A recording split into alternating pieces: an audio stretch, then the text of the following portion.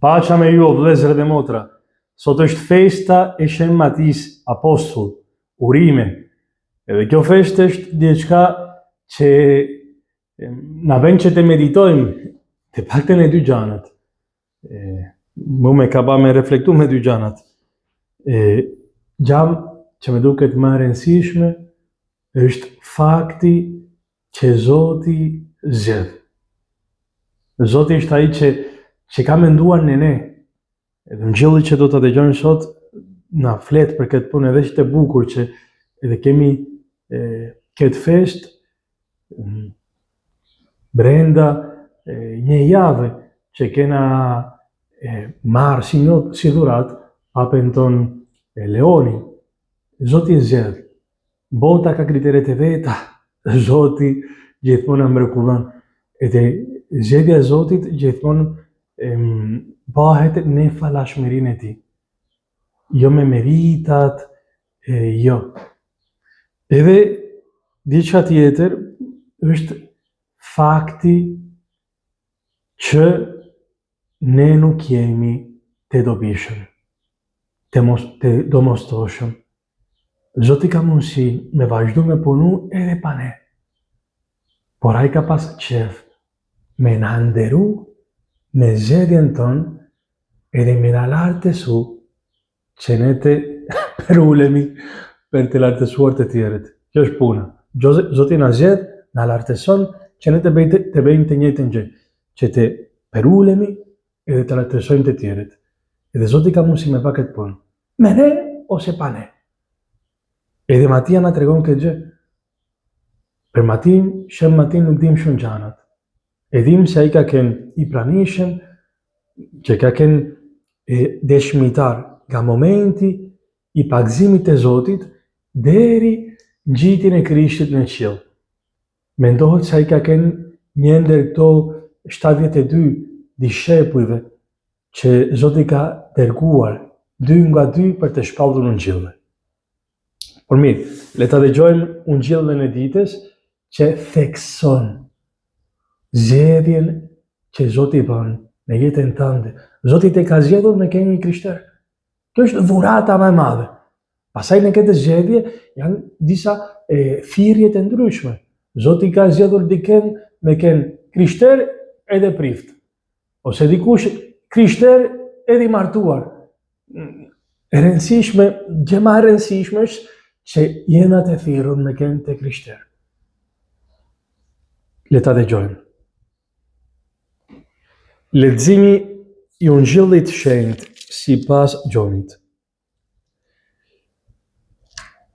Sikurse Ati më ka dashur mua, ashtu edhe unë ju kam dashur ju, qëndroni në dashurinë time. Nëse mbani urdhërimet e mia, do të qëndroni në dashurinë time. Sikurse edhe unë që i mbajta urdhërimet e Atit tim dhe qëndroj në të. Ju thash këto që gëzimi im të jetë në ju, e gëzimi juaj të jetë i plot. Ky është urdhri im, doni njëri tjetrin, sikurse unë ju desha ju. Dashuria më e madhe që ndokush mund të tregojë është të jap jetën e vet për miqtë e vet. Ju jeni miqtë e mi nëse bëni çka ju urdhëroj unë.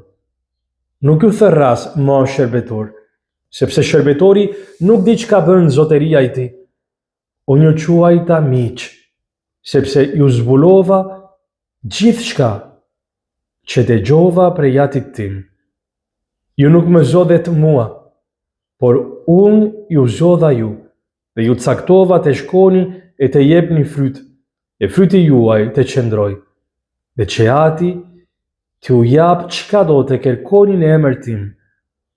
Këtë gjë ju urdhëroj, doni njëri tjetrin. Fjala e Zotit, lavdi ty, o Krisht. Ungjilli na tregon edhe një herë, Zoti gjen gjithmonë mënyra të reja, të ndryshme për me na thënë të njëjtën gjë që na don, që të ka për zemër. Edhe Zoti sot na thot që me dashurinë që ai është i dashur për Atit të vet, me të njëjtën dashuri, ai na ka dashur dhe na don ne. Me këtë dashuri pa mas, ne nuk kemi mundësi me kuptu deri në fund këtë dashuri. Dashur Zoti, kur të jemi në mënyrë përfundimtare me të, do të gjytemi në këtë dashuri. Thotë Shën Agustini që nuk është thjesht që gëzimi, që pasaj Zoti nuk është vetëm që na don me këtë dashuri, por dëshiron që gëzimi që ai ka të jetë edhe në ne. Të njëjtën gëzim që ai provon në këtë dashuri me atin edhe me shpirtin, edhe që këtë gëzim të rriten në ne deri në plotësim. Edhe nuk është thjesht, thotë Shën Agustini, që gëzimi do të hyjë në ne. Jo, ne do të zhytemi në gëzimin e Zotit, në këtë dashuri që është një oqean, një det pa mas, pa mbarim. Edhe Zoti kërkon për ne që ne të qëndrojmë në këtë dashuri. Në këtë dashuri me të cilën ai na ka dashur, duar njëri tjetrin sikurse unë ju kam dashur ju. Edhe Zoti na ka dashur në këtë dimension, në këtë përmasën e kryqit, falas. Duke na dashur edhe kur kena miqtë e tij. Edhe ai na ka zgjedhur, na ka dashur, dëshiron që të kemi gëzimin e tij, edhe na ka zgjedhur që ne të japim fryt. Edhe cili është fryti që Zoti dëshiron e për të cilin na ka caktuar, që edhe ne të japim jetën tonë, ashtu se ai ka dhënë jetën e vet për ne. Për këtë gjë Zoti na ka caktuar. Edhe vetëm ai, duke punuar në ne, me shpirtin e tij ka mundësi që ne të arrijmë deri në këtë gëzim. Shikoni mirë që kryqi nuk është një vend mallkimi, por është një vend lavdije. Edhe gëzimi më i madh, lavdia më e madhe është kjo, me dash në këtë mënyrë, me dash falas. Edhe Zoti ka dëshirë që ne të eksperimentojmë këtë gjë, që të japim këtë fryt. Ne që jena njerëz të dobët, me shumë frika, por që lanë në duart e Tija, kena mundësi falë Shpirtit Shenjtë me dhanë këtë fryt. Kurajo, që lëvdu Krishti.